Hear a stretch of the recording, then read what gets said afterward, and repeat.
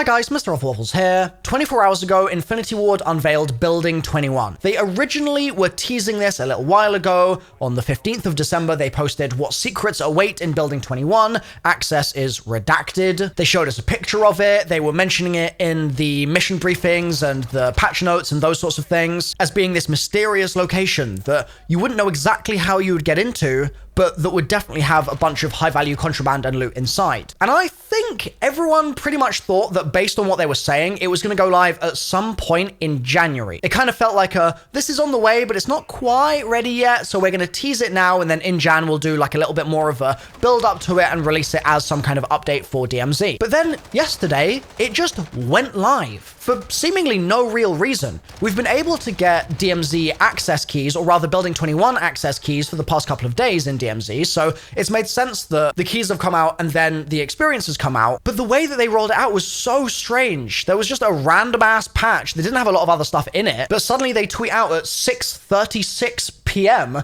saying missions to Building 21 are greenlit for those with access cards in the DMZ. Engage with extreme caution in the research facility as competing operators and high-tier enemies will be weapons-free. Successful exfil is critical. And they then specified also, our window to strike is limited. If missed, operators will need to wait for future deployments. Good hunting. So everyone shifted their expectations from thinking, oh, it'll be out in January and it'll be some kind of update then, maybe towards the end of the season. And it swung around to being, oh, wow, okay, it's an LTM that's just dropped out of the blue now. And so maybe it will be live until the end of the Christmas break. Maybe it'll be like early to mid-January that it'll end. And so a lot of people were like, yeah, don't worry about it. I'm just going to like focus on work right now. It's nearly Christmas. I can relax over the Christmas holiday itself. And that's when I'll run my DMZ games to get my access keys so I can jump into Building 21. But Infinity Ward, as of about 20 minutes ago, have just tweeted out saying, Building 21 has entered lockdown after significant infiltration. Access cards are disabled,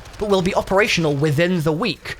Prepare accordingly. So they've just taken it offline. Now this is sort of baffling in some respects, but also makes a lot of sense in others. So first of all, the reward you get for completing all of the weapon case exfils in Building 21 is the Silver Tox blueprint. And that blueprint is broken right now. If you put it on in-game, you get the attachments and stuff, but the actual camo itself, the cosmetic look of the gun, doesn't have the red kind of paintwork that it's supposed to have. So obviously that's something that they need to fix, but that really should be no reason for them to take Building 21 itself away just because the camo isn't displaying correctly. So I don't think that's the core reason here, but I'm sure that's part of it. They want to fix that bug. Another possibility as to why the hell this is happening is that they're just trying to keep Building 21 feeling really exclusive. The fact that there are keys to get in there in the first place is potential evidence of this. Because I jumped in yesterday, played a bunch of Building 21, and was like, oh my god, this is actually some of the most fun I've had in all of Modern Warfare 2, and I already really like DMZ, but the fact that this is even better than that, I mean, it's still DMZ, but you know what I mean,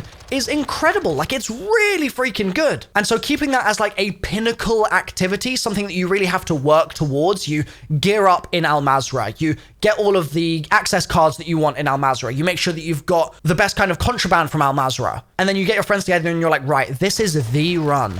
We have one chance in Building 21 to do what we want to do. We're going to put all of our focus, energy, time, and effort into this activity. That, as a concept, is incredible. And in a game like a Destiny, for instance, it works really freaking well having those sorts of events, those sorts of really hard to attain objectives and missions. The problem is that Call of Duty is quite a casual game. And as much as you watching this right now are probably not a casual player because you're watching a YouTube video about a very specific update of the game that the most generic casual would never be interested in, you still gotta recognize that there are a huge number of people that play Call of Duty once a week or something. They're not super tuned into what's going on, but they still might want to try and get some blueprints here and there. They still might see their friends getting stuff and go, oh, you know, I want to give that a go myself as well. And taking it away this quickly means that all those people, I can already see replies in the Infinity Ward replies on Twitter, that don't have time to just drop everything in a given day randomly and jump into trying to grind for a weapon case, think currently that they've missed out on a significant opportunity that they had to actually get a bunch of stuff from the game. Like this one person on Twitter, Malice, says, well, this sucks. I didn't get a chance to use a single access card yesterday and I have 6 of them in my bank. Why only open it up for a day? Jimothy says, it sucks. It's just time gating content for some stupid reason. Snake Doctor says, not fair to the people that couldn't get online in those 24 hours because they have a life and need to work. And Chris says basically the same thing. Yay for those of us that work weekends and can't participate in what seems like a weekend-only activity, apparently. So to some extent, I think that these concerns may end up being resolved if they do keep it open for longer the next time it does open up. But if they don't, there's going to be a lot of angry people, man, because some people do work weekends. Some people are just busy. It's Christmas. You're spending time with family. And if they take this experience away and only open it up in very specific scenarios where people are just unable to get on, it's going to create this weird kind of FOMO, which on the one hand could be really cool. Once again, like,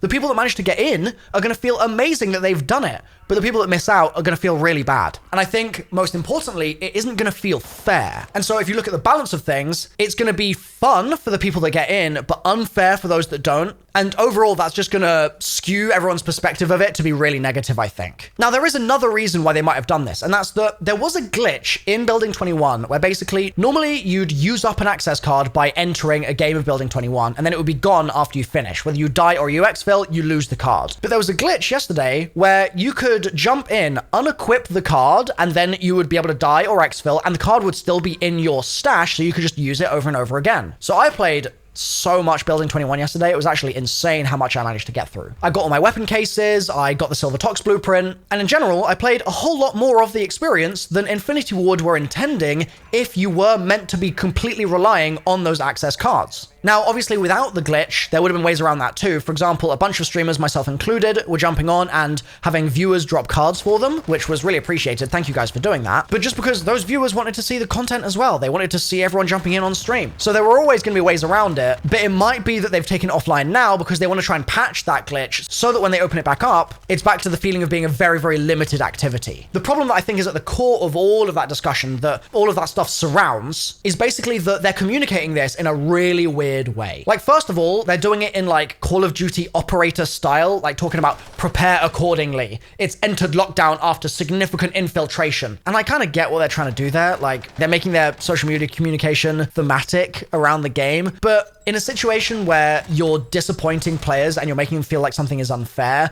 or you're just making people feel confused, it might be better to prioritize clarity over this weird, like, soldier talking to me saying, listen up, our window to strike is limited, good hunting. Like, people are not going to understand that. And even a statement like, access cards are disabled but will be operational within the week, doesn't really make a lot of sense on its own if you're not super plugged into how this entire experience works. Like what does it mean if the building is in lockdown but access cards will be operational? Does that just mean I can earn them again in Al Mazrah? Does that mean I can get into Building 21? Is Building 21 going to be actually locked down in a different way to if it was just the regular experience? Like, it's not 100% clear. And I understand exactly what it means, and you probably understand exactly what it means, but there's a wider conversation around this of the more casual player base, like I said, that are just not going to get their answers from these sorts of posts. So it's weird. We're going to have to go back to Al Mazrah for DMZ for now. I'll be posting a bunch of videos on Building 21 once it comes back, obviously. And if there's anything you want to see from me about it, or just about Al Mazrah in general on DMZ, then definitely let me know. Thanks for watching. I'll see you next time. Drop a like. Bye for now.